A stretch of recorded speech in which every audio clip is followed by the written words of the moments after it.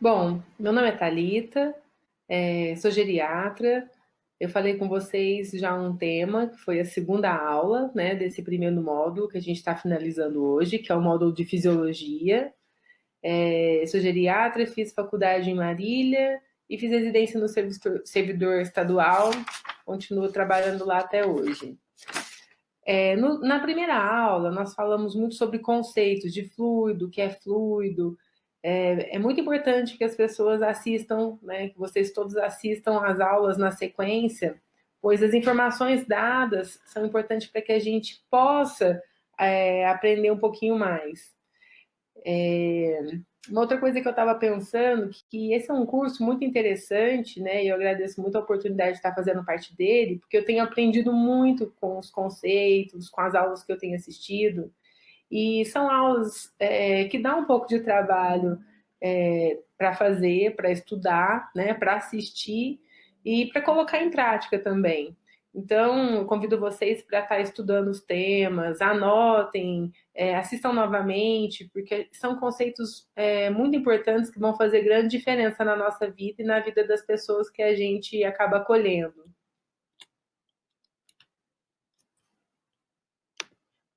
O tema dessa aula é um tema que difícil de entender esse título, né?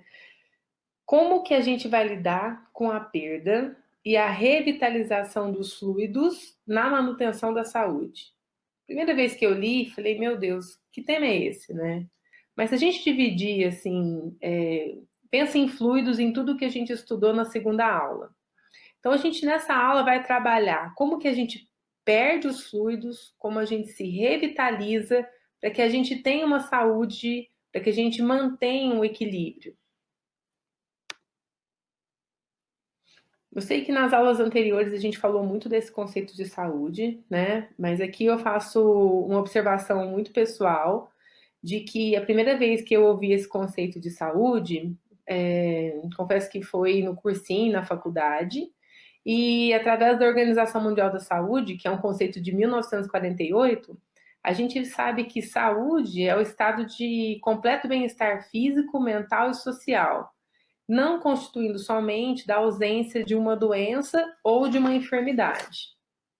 Então, a primeira vez que eu ouvi isso na faculdade, eu juro que eu não entendi esse conceito completamente. Durante o tempo de faculdade, a gente fica muito preso nos conceitos da medicina física. Então, eu fiquei muito limitada nesse estado saúde é o estado de completo bem-estar físico. Não entendi muito bem como seria trabalhar essa parte mental, social, e dessa forma, devido à minha ignorância, eu fiquei muito focada nas enfermidades físicas, que também são importantes, né? Porque num curso de medicina é muito puxado a gente estudar todas as doenças, a fisiologia, a anatomia, de todos os processos, né? Mas, graças a Deus, quando eu terminei a faculdade, vim fazer residência aqui no Hospital do Servidor Público Estadual, eu um dia vi um cartaz, né, dentro do servidor. Eu cheguei no servidor por volta de 2006. Em 2008, eu vi um cartaz sobre o congresso de 40 anos da AME, que foi realizado no Teatro Santo Agostinho. E eu li assim, 40 anos construindo o paradigma médico espírita. E aí eu pensei, o que será que esse negócio de médico espírita?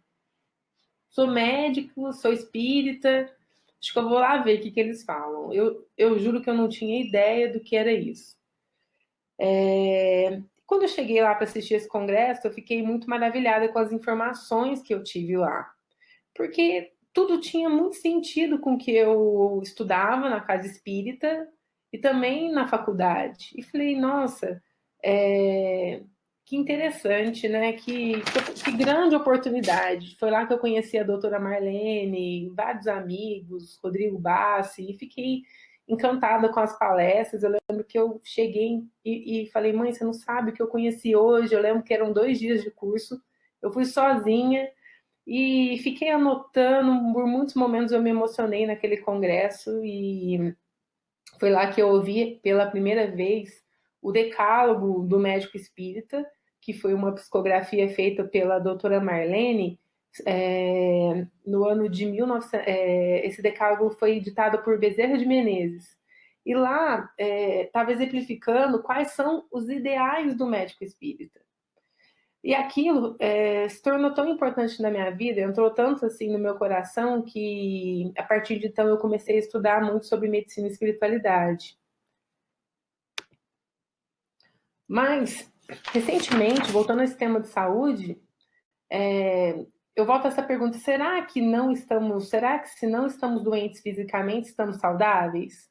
E eu só fui entender esse conceito de saúde recentemente, quando eu estava atendendo um paciente com câncer terminal, com uma colostomia, e ele estava tão bem espiritualmente, e naquele momento eu ouvi uma frase assim: quem está doente? Espiritualmente, ele estava muito mais saudável que eu. Fisicamente, eu estava mais saudável que ele. Mas ele estava com uma paz de espírito, ele estava tão tranquilo, que eu aprendi muitas coisas com ele durante aquela consulta. Então, acho que é muito importante nós, como médicos, nos colocarmos na posição de paciente e vice-versa, porque durante uma consulta, nós também somos tratados, se a gente pensar nessa saúde de uma forma geral, né? E aí, essa é uma das figuras que eu mais gosto, porque a gente acaba estudando assim. Às vezes a gente está olhando só o corpo físico, que é essa figura vermelha. Mas a gente não pode esquecer que para a gente estar saudável, a gente tem que estar saudável do ponto de vista do perispírito e do espírito. Eu expliquei um pouquinho dessa figura na primeira aula, né? Sobre o duplo etérico, fazendo a ligação do perispírito para o corpo físico, o corpo mental, né? Fazendo a conexão do perispírito com o espírito. E nós médicos vamos sempre olhar a cura física. A medicina terrestre ela vai atuar em cima do corpo físico, mas é muito importante que nós, principalmente vocês que também são médicos, estudantes, trabalhadores da casa espírita, entendam esses conceitos que a gente está tentando estudar e passar, para que a gente possa ajudar aquele irmão que chega na casa, no centro espírita procurando auxílio, aquele paciente que nos procura no consultório diariamente, que já passou por diversos médicos e não consegue a sua cura, porque com certeza a sua patologia não está presa ao corpo físico, né? Então, a gente chegando nesse ponto aqui, eu vou fazer vou recapitular a última aula, falando um pouquinho sobre essa tríade, né? Deus, o princípio inteligente e a matéria.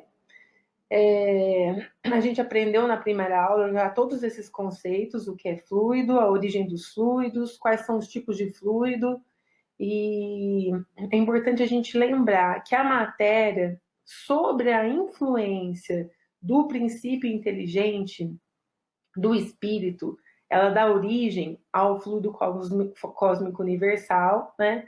E aí a gente já explicou esses diversos tipos de fluidos. Tudo se resume muito nessa questão 27 do Livro dos Espíritos. Há, então, dois elementos gerais do universo, a matéria e o espírito? E aí ele fala que sim, acima de tudo tem Deus. Eu deixei até a figurinha aí para ficar mais fácil.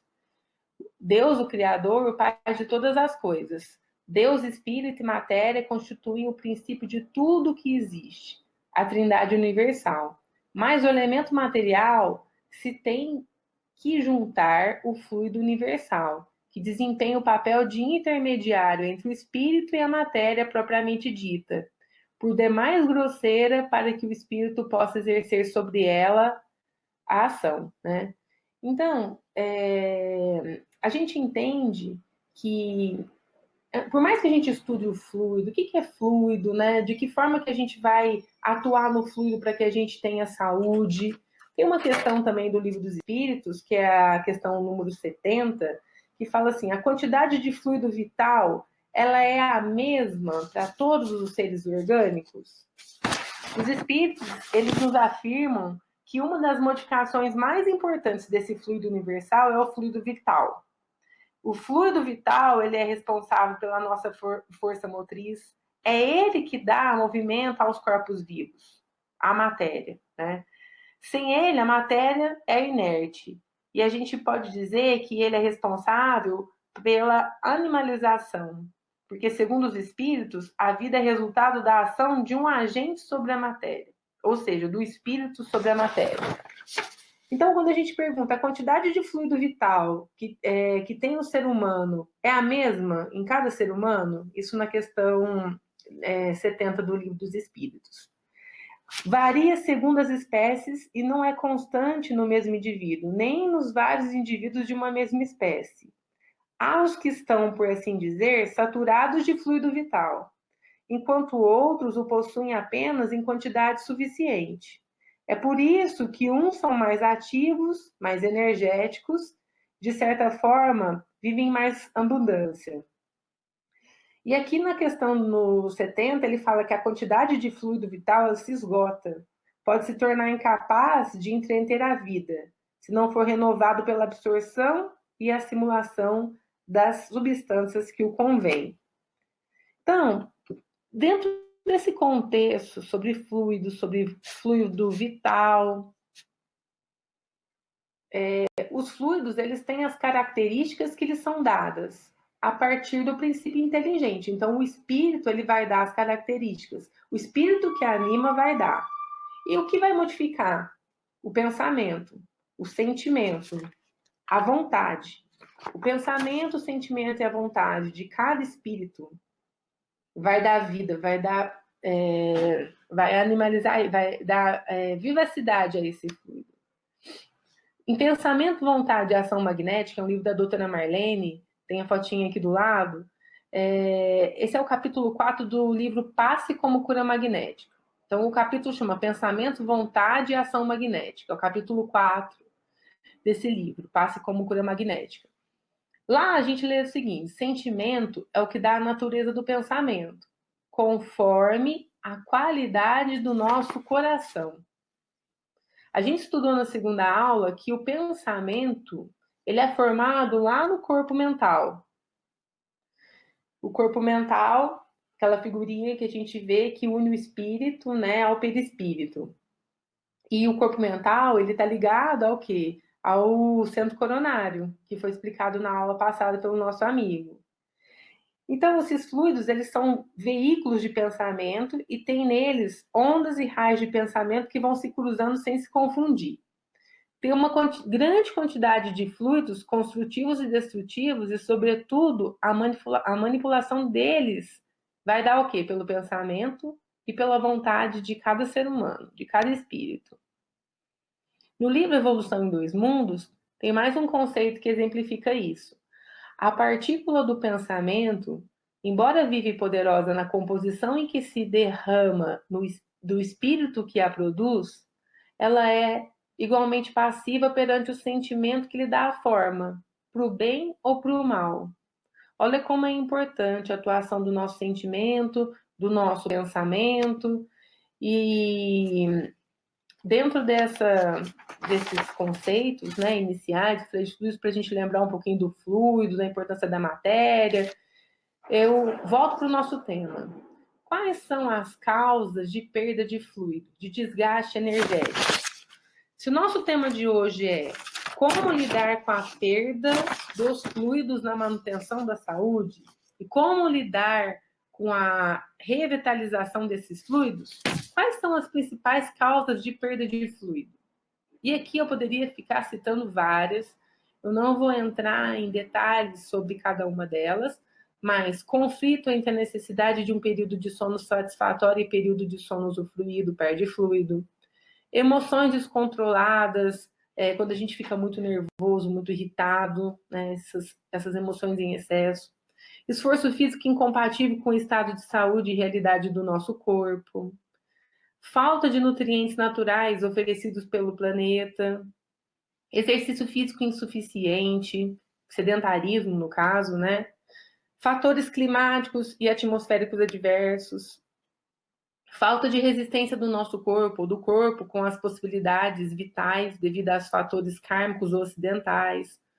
Todos esses são fatores que nos levam a perder fluidos, né?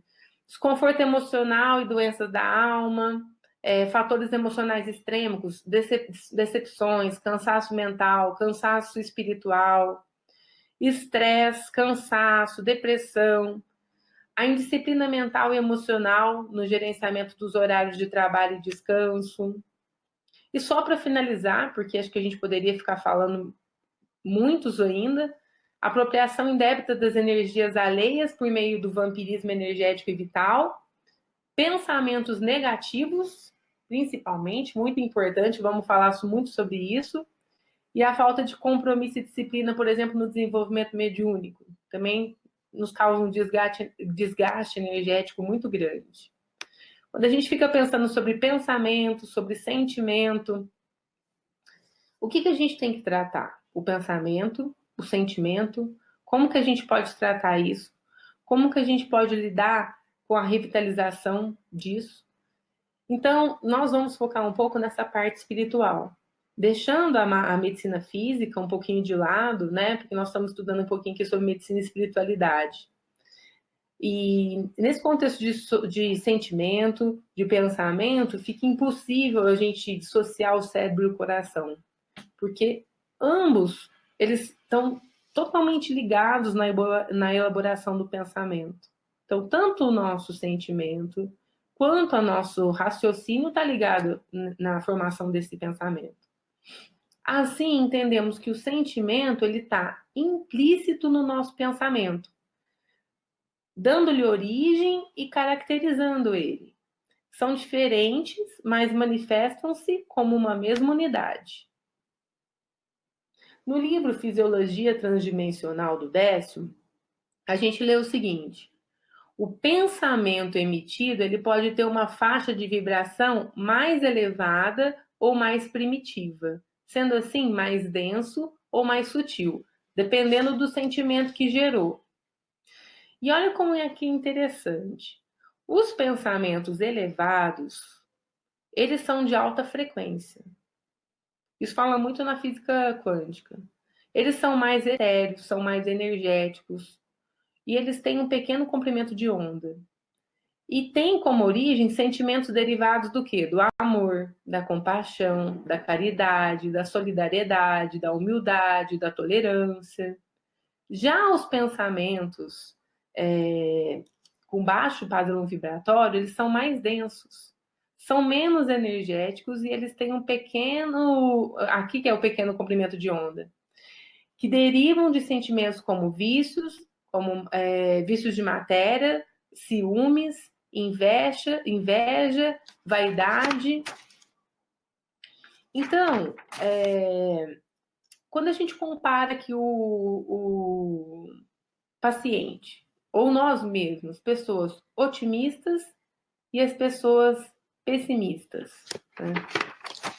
Quando a gente compara, a gente para pensar de que forma, né, o nosso otimismo pode influenciar, de que forma o nosso pessimismo pode nos causar doença.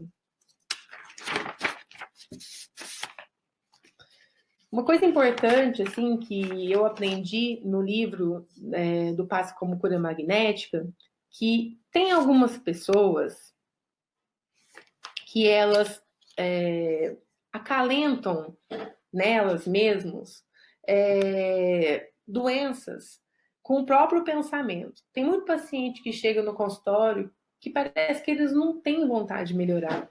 Muitas vezes, assim, o tratamento não está indo bem, eu pego e falo para o paciente, mas o senhor deseja melhorar do fundo do coração? Porque muitas vezes as pessoas usam a doença como um escudo, como uma oportunidade de chamar a atenção da família, se fazem refém daquilo. Então, tem pessoas que elas acalentam doenças no pensamento porque elas têm vontade de ficar doente, ficam sustentando com a própria vontade a doença. São as pessoas hipocondríacas, que têm, assim, de um grau leve a um grau grave, né? E essas pessoas, por não vigiarem a qualidade dos seus pensamentos, elas vão adoecendo. A sugestão mental que elas têm pode atrair para elas entidades microbianas. E até achei uma figurinha aqui para ilustrar isso.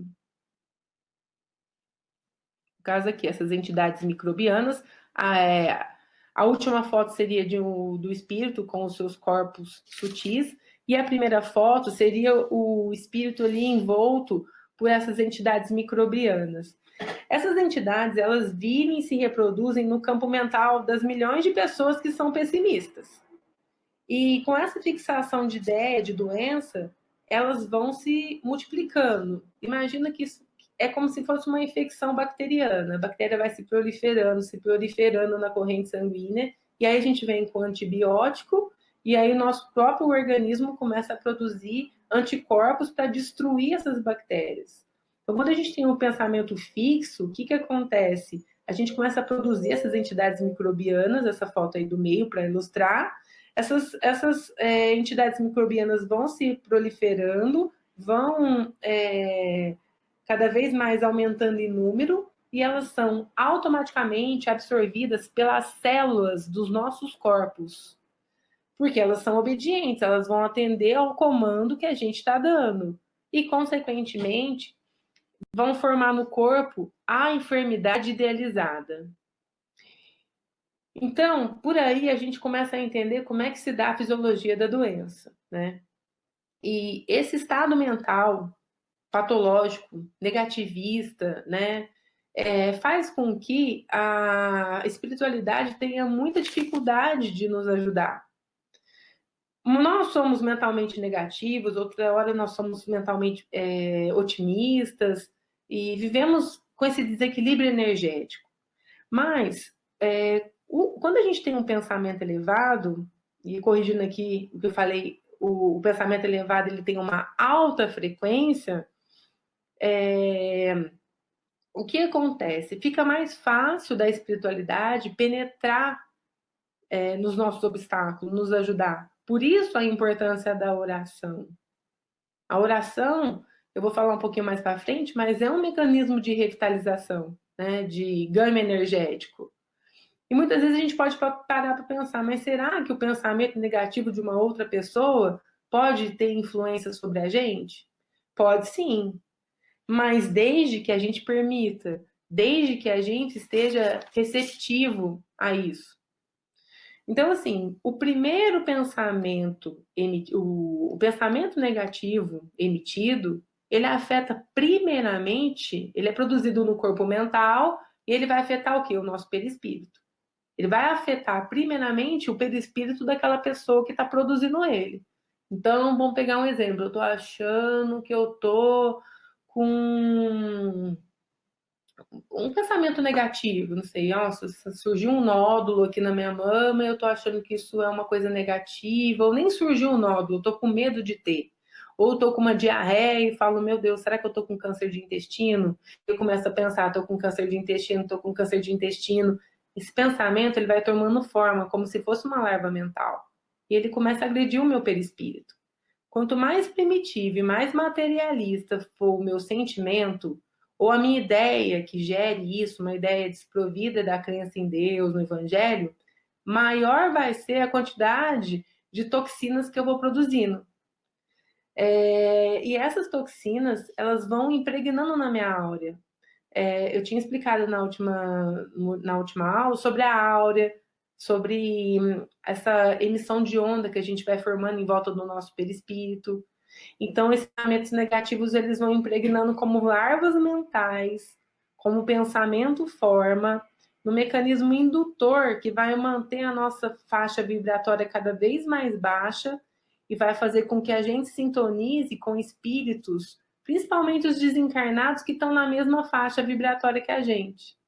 Tinha até uma foto que eu achei, mas eu não quis colocar, porque era uma foto tão, assim, negativa, que eu falei, não vou colocar isso na minha aula. De um espírito com essas larvas mentais, criando um campo magnético em volta dele e um monte de espírito desencarnado atraído pelo padrão vibratório. Essas larvas mentais, pensamento forma, elas são contagiosas. E elas podem ser induzidas de várias formas, né? Pensa no poder da palavra, gente. Pensa, elas são contagiantes. Pensa no poder da mídia, na influência que tem os livros, na influência que tem a televisão, na influência que tem hoje esses meios, Facebook, Instagram, o quanto o nosso pensamento ele pode se perder e a gente pode ficar contaminado por essas larvas mentais.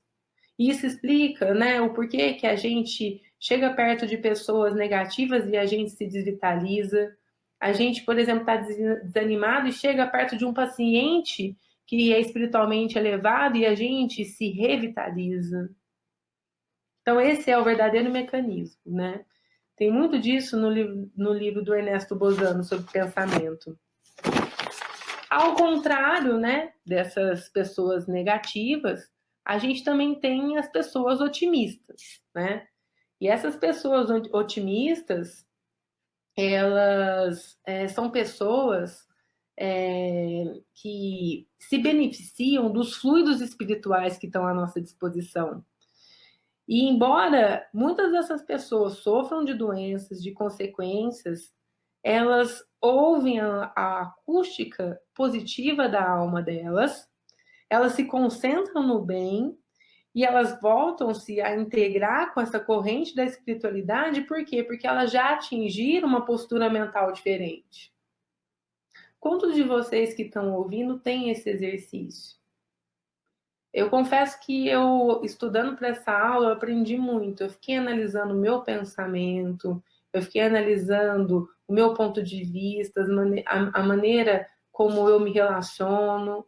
E aí eu vi o tanto que é importante os nossos exemplos, a nossa fala, a nossa maneira de agir, de julgar, os nossos gestos, porque tudo isso gera ideia. E essas ideias, elas funcionam como umas ondas criadoras.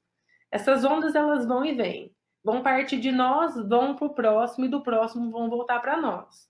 Então, se a gente trabalha com uma corrente positiva, nós vamos estar emitindo pensamento positivo e recebendo pensamento positivo. Imagina, por isso que é importante o orar e vigiar. O quanto a gente é contaminado por larvas mentais num dia que a gente está pessimista.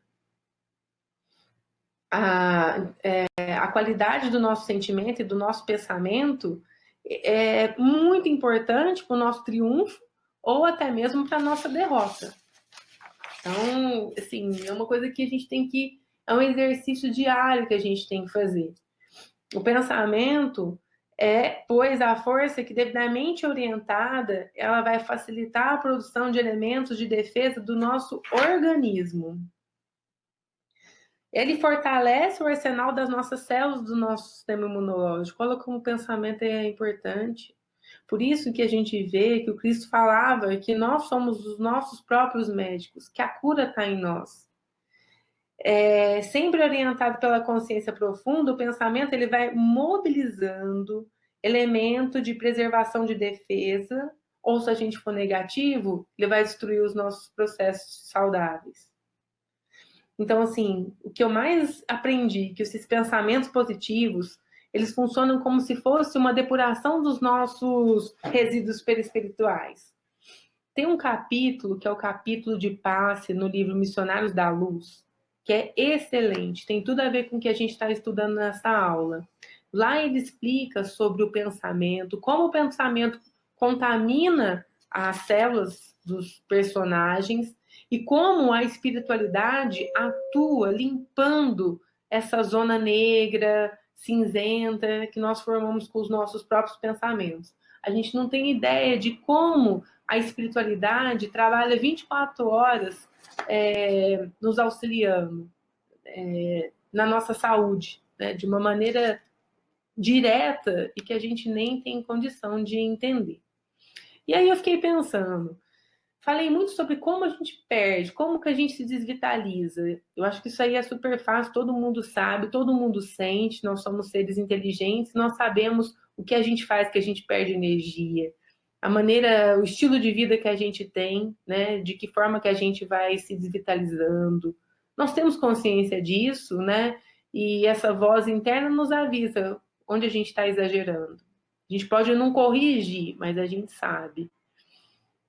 E um roteiro que eu levo para minha vida, que foi muito importante para mim, uma sugestão, são essas obras do João Nunes Maia, Pelo Espírito de Miramês.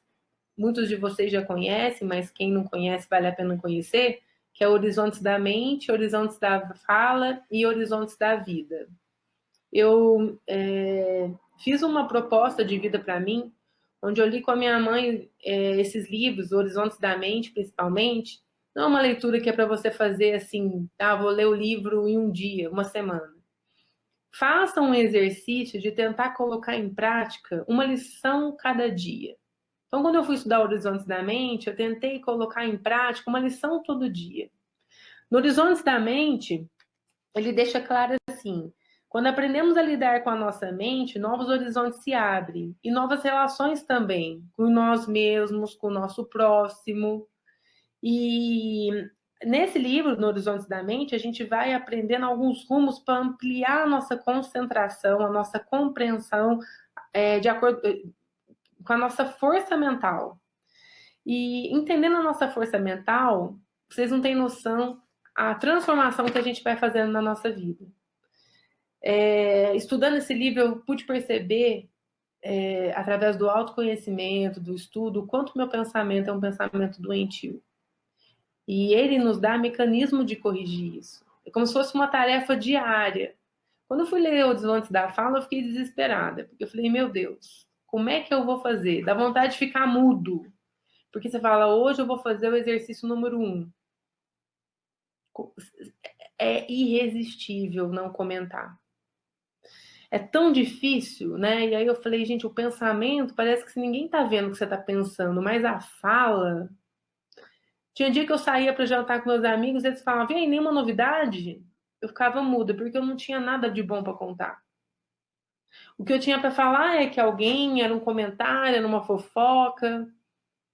E, ó, vou te falar, foi muito, muito difícil.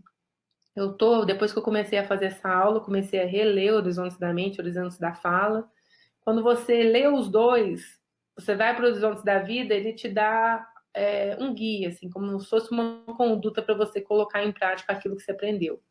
Então, assim, é um exercício que eu faço que me ajudou muito algumas pessoas da minha família, e eu deixo essa dica para vocês, já como um roteiro de revitalização dos fluidos para a gente manter a saúde. É a primeira dica que eu dou para revitalização. A leitura de livros bons, da codificação espírita, as obras de André Luiz.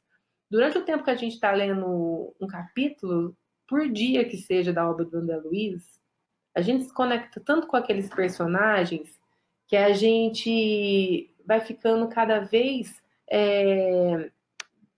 mais satisfeito com as nossas atitudes, com os nossos pensamentos, a nossa vida vai melhorando, a nossa rotina vai melhorando. E aí, o que a gente conclui com isso?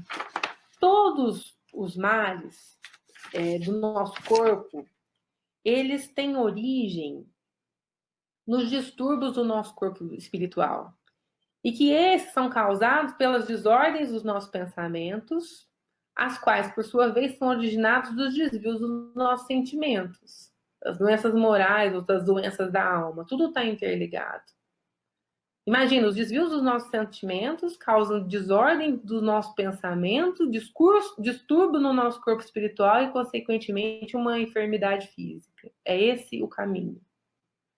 Portanto, somos fonte de nosso sofrimento, sendo o desenvolvimento moral a matriz de todas as nossas curas. Nós geramos as nossas doenças e, portanto, só nós podemos produzir a nossa cura. O médico, nós como médicos, nós somos instrumentos. Muitas vezes a gente consegue atuar parcialmente sobre o quê? Sobre a cura física, mas a cura espiritual vem da reforma íntima de cada um. E muitas vezes nós não conseguimos nem atuar na cura física. Por quê? Porque o paciente é diabético e não faz dieta, porque o paciente é etilista, tem anemia e não para de beber, porque o paciente tem um enfisema, tem um nó de pulmão e não para de fumar, porque o paciente é obeso, tem um monte de fator de risco para infarto e AVC e ele continua sedentário. Então, nós médicos, nós não temos o poder de curar. O poder de cura está na mão de cada um, de cada paciente. Quantas terapias de cura são todas elas de apoio? Vão criar oportunidades para a nossa autocura. que é a única forma da gente sarar realmente. Desde as terapias mais materiais e grosseiras, como cirurgia, tratamento químico, alopatia, que são as medicações que nós tomamos, o energético, homeopático, até as formas mais sutis de terapia fluídica, os passes, cromoterapia, não haverá cura se não tiver uma reforma íntima. Pensem nisso. E às vezes a gente está aqui pensando, assistindo essa aula, e a gente está pensando só no paciente, naquele paciente que chega na casa espírita, mas a gente tem que estudar e pensar em nós. A gente tem que voltar esse olhar para nós mesmos. Como é que eu, médica, com uma lesão espiritual, vou ajudar um paciente meu se eu não enxergar essa dinâmica? Como que eu vou conseguir fazer com o meu paciente sare? E eu não sou melhor que ninguém. Como eu disse no começo, quantos pacientes me ensinam, quantos pacientes me tratam perispiritualmente?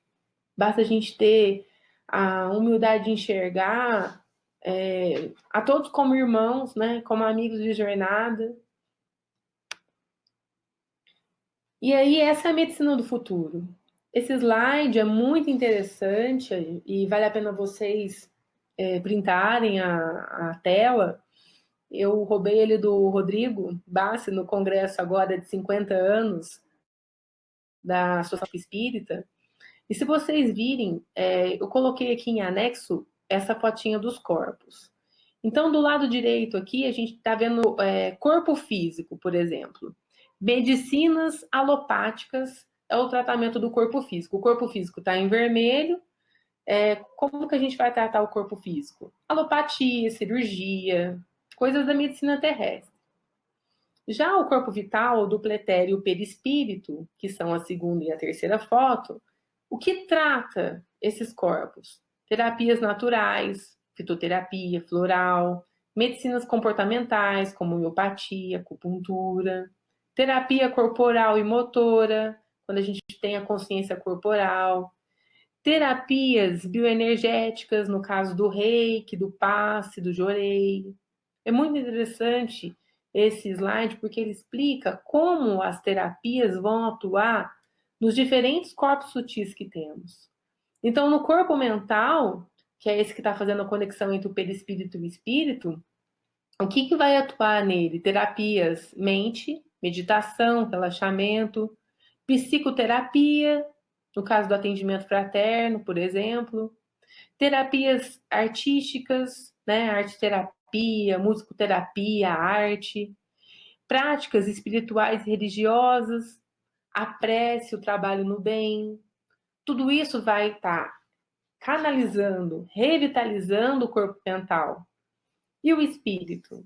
Através do autoconhecimento, da transformação íntima, do significado, do propósito, da gente descobrir qual é a nossa missão na vida, da gente desenvolver a nossa fé, porque cada vez mais eu vejo que a fé é uma conquista que nós temos, né, que nos dá esperança para vencer os obstáculos, para estudar, para conhecer, para que a gente tenha cada vez mais força e vontade de estar junto de Deus, com Deus. E o Evangelho de Jesus, que é o nosso maior presente, é o nosso roteiro, né? Através da caridade, através do amor que a gente tem ao próximo. Então, se a gente parar para pensar, esses são os mecanismos de revitalização. Aqui é um resumo da nossa aula. Como que a gente pode se revitalizar? No corpo físico, no corpo vital, na parte perispiritual, no corpo mental e no espírito. Fazendo o quê? Ah, meu Deus, o que eu vou fazer? Gente, em vez da gente ficar falando mal das pessoas, em vez da gente ficar na ociosidade e não estudar, em vez da gente ficar reclamando da vida, buscando vários médicos, diferentes centros espíritas, a força está em nós mesmos. Vamos tentar ser disciplinado e estudar.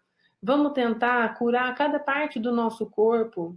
Vamos fazer acupuntura, vamos tomar passe, vamos se candidatar a um trabalho voluntário, vamos fazer prece por nós e pelo próximo. Tudo isso são mecanismos que nós vamos criando, formando como se fosse um escudo em volta da gente, construindo a nossa defesa, né? Aumentando a nossa imunidade, o nosso conhecimento, atuando na nossa reforma íntima. Então, ficam algumas certezas. A gente não pode culpar ninguém, a não ser nós próprios, pelo nosso próprio estado atual. A remoção dos nossos resíduos malsãos não serão nunca um processo agradável. E muitas vezes vai precisar de muita etapa, de muita reencarnação para a gente concluir isso. É muito difícil a gente mudar, mas eu quero mudar. Eu quero dar um passo. Eu não quero voltar para a espiritualidade e olhar para trás e falar: nossa, eu tive uma boa família, eu tive escola, e não aproveitei a oportunidade. Ou eu não tive nada disso, mas eu tive o conhecimento da doutrina e não usei, não ajudei ninguém. Nunca vai faltar ajuda na nossa atuação. Contudo, só a nós cabe a nossa iniciação para que a gente o quê? Conclua o que a gente deseja. Por isso que a gente vê vários livros, Pensamento, Vontade e Vida, Vontade de Pensamento. Por quê? Porque a vontade é o que dá o link. A vontade é como se fosse o start. É como se você tivesse que ir lá e dar a partida no carro. É a vontade. Ela muda toda a conexão em volta da gente, ela nos muda o nosso padrão vibratório. É primordial a remoção do lixo mental que se acumula na nossa porta. Mas também é importante o quê? Que a gente deixe de produzir esse lixo, a fim de que a gente possa chegar a uma limpeza total. Não adianta nada a gente ficar removendo, mas a gente está produzindo. Então, o exemplo que eu falo sempre para o paciente, que é diabético, eu falo assim: não adianta o senhor tomar insulina e continuar comendo.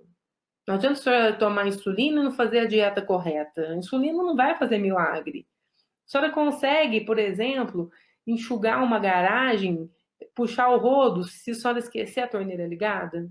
A senhora nunca vai conseguir. A senhora vai cansar de trabalhar e não vai secar a garagem. E é a mesma coisa aqui. Não adianta nada a gente ficar limpando o lixo mental se a gente não tem a iniciativa de parar de produzir. E aí volta para aquele roteiro sobre a transformação, consertando a nossa mente, a nossa fala e o nosso dia a dia, né?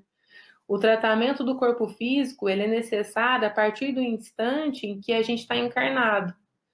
Mas cuidar do corpo e esquecer da higiene moral é criar o quê? Abrigo para novos males. Então, eu acho assim que eu tentei ser o mais clara sobre essa parte de fluido que a gente aprendeu na segunda aula, sobre a forma como a gente pode atuar sobre esse fluido através do nosso sentimento, através dos nossos pensamentos e principalmente através da nossa vontade, sempre supervisionando o que as nossas atitudes, as nossas intenções, né? O que sai das nossas mãos, da nossa boca, o nosso exemplo. Uma vez eu aprendi com uma senhora que eu amo muito, não sei se eu comentei com vocês na primeira aula, que muitas vezes nós somos o único evangelho daquele que está do nosso lado. Então, nós temos todo o potencial de autocura.